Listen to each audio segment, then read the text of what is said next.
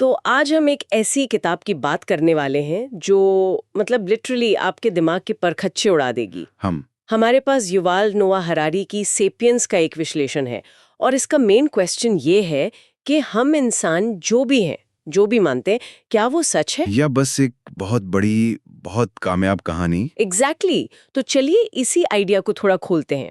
आज का मिशन यही है कि हम उन कोर कॉन्सेप्ट्स को समझें जो हमें ये सोचने पर मजबूर करते हैं कि आखिर वो कौन सी चीज है जो इंसानों को जानवरों से अलग बनाती है। और देखिए, दिलचस्प बात यह है कि ये किताब जवाब कम देती है, सवाल ज्यादा खड़े करती है। हाँ, ये हमें ये नहीं बताती कि हम कौन हैं, बल्कि ये पूछती है कि पैसा, धर्म, देश, जिन चीजों को हम पत्थर की लकीर मानते हैं, क्या वो वाकई में है भी? बिल्कुल।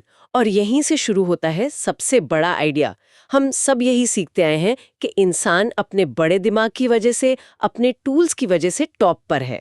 पर ये किताब कहती है नहीं, नहीं। असली वजह कुछ और ही है। और वो वजह क्या है? वो वजह हमारी पूरी सेल्फ इमेज को चैलेंज करती है।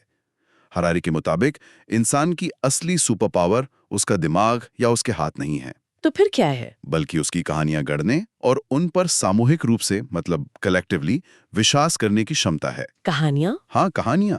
यही वो एक चीज है जो हमें चिंपैंजी से अलग करती है। एक चिंपैंजी कभी दूसरे चिंपैंजी को ये कहकर अपना केला नहीं देगा कि ये केला मुझे दे दो, मरने के बाद तुम्हें जन्नत में 72 केले मिलेंगे। हाँ हाँ, क्या क्या जबरदस्त एग्जाम्पल है।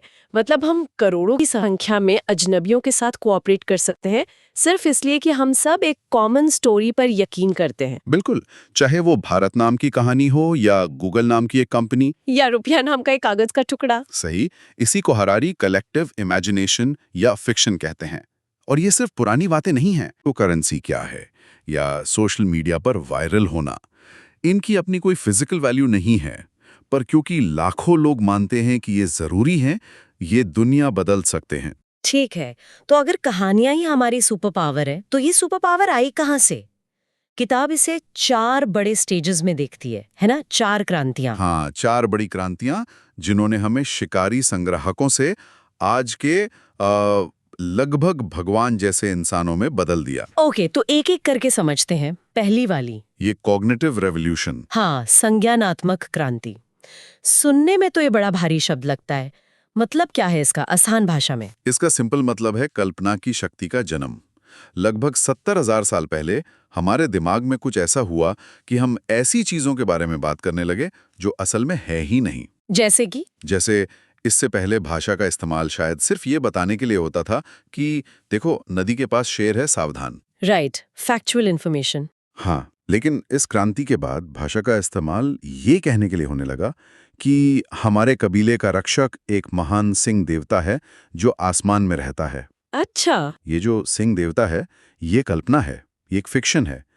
इसी क्षमता ने हमें मिथ्स, धर्म और आगे चलकर कानून और राष्ट्र बनाने की ताकत दी। और इसने हमें एकजुट होने में मदद की। बिल्कुल, इसने हमें 150 लोगों के झुंड से निकालकर हजारों लोगों के शहरों में एक साथ काम करने लायक बनाया। राइट, तो ये पहली क्रांति थी। इसके बाद आता है दूसरा बड़ा मोड़, एग्रीकल्चरल रेवोल्यूशन, यानी कृषि क्रांति। हाँ, और इस पर किताब का टेक बहुत ही कंट्रोवर्शियल है। बिल्कुल, और हम इस पर थोड़ा और डिटेल में बात करेंगे, लेकिन पहले बाकी 2 क्रांतियां। तीसरा है यूनिफिकेशन ऑफ ह्यूमन काइंड, मानव जाति का एकीकरण। ये क्या था? ये वो दौर था जब 3 बड़ी कहानियों ने पूरी दुनिया को एक ग्लोबल विलेज में बदलना शुरू कर दिया। और वो 3 कहानियां थी पैसा, साम्राज्य और धर्म। पैसा तो समझ आता है, वो सबको जोड़ता है, लेकिन साम्राज्य और धर्म भी कहानियां कैसे हुई? सोचिए, एक साम्राज्य का आइडिया क्या है? यही कि बहुत सारी अलग-अलग संस्कृतियों के लोग एक ही झंडे के नीचे रहने को तैयार हो जाएं। ये एक कहानी है जिस पर उन्हें यकीन दिलाया जाता है। सही। और इसी तरह एक वैश्विक धर्म का विचार कि पूरी दुनिया के लोगों को एक ही भगवान, एक ही किताब को मानना चाहिए। ये भी तो एक जबरदस्त कहानी ही है। कमाल है। और फिर आती है चौथी और सबसे ताकतवर क्रांति। साइंटिफिक रेवोल्यूशन, वैज्ञानिक क्रांति, जो बस 500 साल पहले शुरू हुई। और ये सबसे अलग थी, है ना? हाँ, ये सबसे अलग थी क्योंकि पिछली सभी क्रांतियां किसी न किसी अंतिम सत्य पर आधारित थीं। धर्म कहता था सब कुछ किताब में लिखा है। लेकिन वैज्ञानिक क्रांति की शुरुआत ही इस एक क्रांतिकारी विचार से हुई कि हमें कुछ नहीं पता। द एडमिशन ऑफ इग्नोरेंस, अज्ञान की स्वीकृति। एग्जैक्टली जब हमने ये मान लिया कि हम अज्ञानी हैं, तभी हमने ज्ञान की खोज शुरू की। और इसी खोज ने हमें वो ताकत दी है जो आज हमारे पास है। वाओ! तो ये चारों क्रांतियां एक दूसरे से जुड़ी हुई हैं।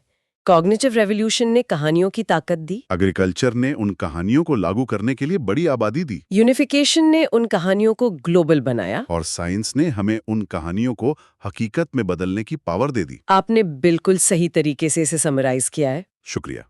तो चलिए उस आइडिया पर वापस आते हैं जो सबसे ज्यादा दिमाग हिला देता है कि पैसा, देश, कानून, ये सब सिर्फ कल्पनाएं हैं।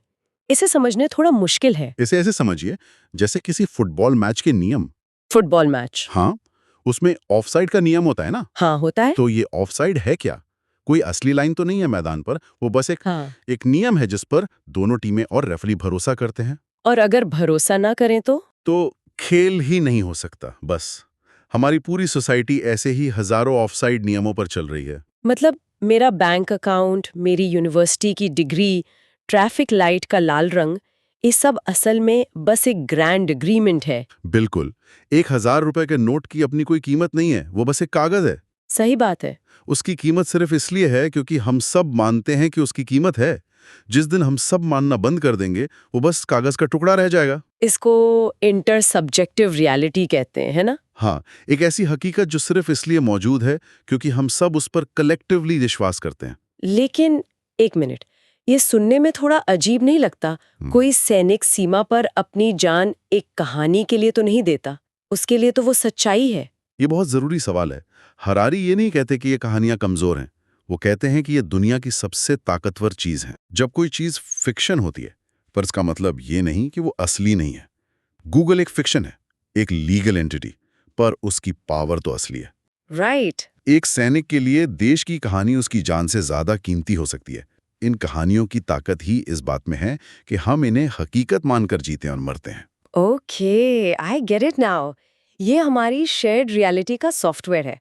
अब आते हैं उस दूसरी क्रांति पर, एग्रीकल्चरल रेवोल्यूशन पर। हाँ, हम हमेशा से पढ़ते आए हैं कि खेती इंसान के लिए एक बहुत बड़ा कदम था, एक महान आविष्कार। लेकिन किताब कहती है कि ये इतिहास का सबसे बड़ा धोखा था। ऐसा क्यों? हरारी का तर्क बहुत प्रोवोकेटिव है। वो कहते हैं कि एक स्पीशीज के तौर पर होमो सेपियंस के लिए खेती कामयाब रही, हमारी आबादी बढ़ी। लेकिन एक एवरेज इंडिविजुअल, एक आम इंसान के लिए ये एक डिजास्टर थी। एक शिकारी संग्राहक की जिंदगी ज्यादातर किसानों से बेहतर थी। बेहतर? कैसे? उनकी जिंदगी तो बहुत मुश्किल और खतरनाक रही होगी। हमें ऐसा लगता है, लेकिन रिसर्च बताती है कि वो दिन में बस 4-5 घंटे काम करते थे। बस? हाँ, उनका खाना बहुत वेरिएड होता था, फल, मेवे, जानवर। इससे उन्हें अच्छा पोषण मिलता था। उनके पास आराम करने, खेलने, सोशलाइज करने के लिए ज्यादा वक्त था। और एक किसान दिन में 10-12 घंटे कमरतोड़ मेहनत करता था। एक ही तरह का अनाज खाता था, जिससे कुपोषण और बीमारियां फैलती थीं, और वो अपनी जमीन से बंध गया था। लेकिन एक मिनट, अगर शिकारी संग्राहक होना इतना ही अच्छा था, तो हमने खेती की ही क्यों? मतलब व्हाई? यही तो सबसे बड़ा सवाल है। और इसका जवाब है कि ये एक जाल था। एक जाल? हाँ, एक जाल जो धीरे धीरे कसता गया। ये कोई एक दिन का फैसला नहीं था कि चलो आज से किसान बनते हैं। ये बस होता चला गया। थोड़ी ज्यादा सिक्योरिटी के लालच में। एग्जैक्टली। किसी ने प्लान नहीं बनाया, बस कुछ लोगों ने थोड़ा बहुत गेहूं उगाना शुरू किया ताकि मुश्किल वक्त में काम आए। इससे थोड़ी खाद्य सुरक्षा बढ़ी तो आबादी भी थोड़ी बढ़ गई। अच्छा। अब ज्यादा लोगों का पेट पालने के लिए ज्यादा खेती करनी पड़ी, और फिर आप पीछे नहीं जा सकते थे। क्यों? क्योंकि आबादी इतनी बढ़ चुकी थी कि शिकार करके सबका पेट भरना नामुमकिन था। एक तरह से इंसान ने गेहूं को नहीं पाला, बल्कि गेहूं ने इंसान को पालतू बना लिया। बिल्कुल। We became slaves to our own invention. वाह, ये एक बहुत ही सोबरिंग थॉट है। और ये मुझे एक और ज्यादा पर्सनल सवाल की तरफ ले जाता है जो किताब उठाती है। क्या हमारी इच्छाएं, हमारे विचार वाकई हमारे अपने हैं? ये इस किताब का एक और गहरा फिलोसॉफिकल क्वेश्चन है। हम अपनी आजाद मर्जी या फ्री विल को बहुत महत्व देते हैं, लेकिन क्या हमारी मर्जी वाकई आजाद है? या वो भी उन कहानियों का प्रोडक्ट है जिनके साथ हम बड़े हुए हैं? शायद। आपको जो चाहिए, एक अच्छी नौकरी, एक बड़ा घर, लेटेस्ट आईफोन, ये इच्छाएं आती कहां से? मेरे अंदर से। क्या वाकई? या रोमांटिसिज्म की कहानियों ने हमें अपने दिल की सुनने के लिए प्रोग्राम किया है, या कंज्यूमरिज्म की कहानियों ने हमें यकीन दिलाया कि चीज़ें खरीदने से खुशी मिलती है। मतलब मैं जो बनना चाहती हूँ, जो करना चाहती हूँ, वो शायद मेरी असली इच्छा है ही नहीं। ये हो सकता है कि समाज ने आपके दिमाग में ये आइडिया प्लांट किया हो। ये तो थोड़ा डरावना है। ये डरावना भी है और लिबरेटिंग भी।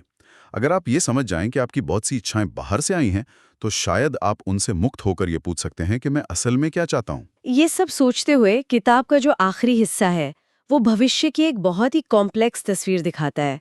अब इंसान सिर्फ कहानियां नहीं बना रहा, वो बायोलॉजी के नियमों को ही बदलने की कोशिश कर रहा है। भगवान बनने की राह पर है। हाँ, और ये सबसे खतरनाक स्टेज है। Genetic engineering, artificial intelligence, cyborg technology, इनके जरिए हम जिंदगी को ही रीडिजाइन करने के कगार पर हैं, हम मौत को भी शायद एक टेक्निकल प्रॉब्लम की तरह देख रहे हैं। जिसे सॉल्व किया जा सकता है। हाँ, हम वो चीजें करने की क्षमता हासिल कर रहे हैं जो अब तक सिर्फ भगवानों के डोमेन में थी। तो इसमें चिंता की क्या बात है? ये तो इंसानियत की सबसे बड़ी उपलब्धि होगी। देखिए, चिंता इस बात की नहीं है कि हम क्या कर सकते हैं, क्योंकि हमारी ताकत तो वो तो बढ़ ही रही है। असली सवाल यह है कि हमें क्या करना चाहिए। हमारी शक्ति हमारी समझदारी से कहीं ज्यादा तेजी से बढ़ रही है।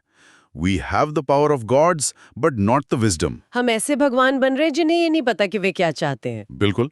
हमें क्या चाहना चाहिए? ज्यादा खुशी, ज्यादा लंबी जिंदगी, डिजाइनर बच्चे?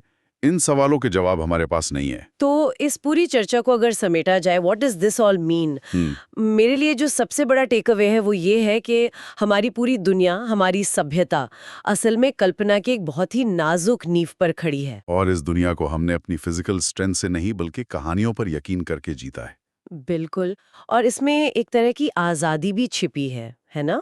हाँ, अगर आप ये समझ लें कि जिन चीज़ों से आप डरते हैं, जिन नियमों से आप बंधे हुए हैं, उनमें से बहुत सी चीज़ें बदली जा सकने वाली कहानियां हैं, तो शायद आप थोड़ा ज़्यादा आज़ाद महसूस कर सकते हैं। एंड ऑन दैट नोट, यहाँ एक आखिरी विचार है हमारे लिसनर्स के लिए। हाँ, एक सवाल सोचने के लिए। अगर पैसा, राष्ट्र और धर्म जैसी कहानियों ने हमें अतीत में एकजुट होने में मदद की, तो भविष्य में हम कौन सी नई ग्लोबल कहानी बना सकते हैं? एक ऐसी कहानी जो हमें क्लाइमेट चेंज या आर्टिफिशियल इंटेलिजेंस जैसी आज की बड़ी चुनौतियों का मिलकर सामना करने में मदद करे। और सबसे बड़ा सवाल, क्या हम उस कहानी को बनाने के लिए तैयार हैं?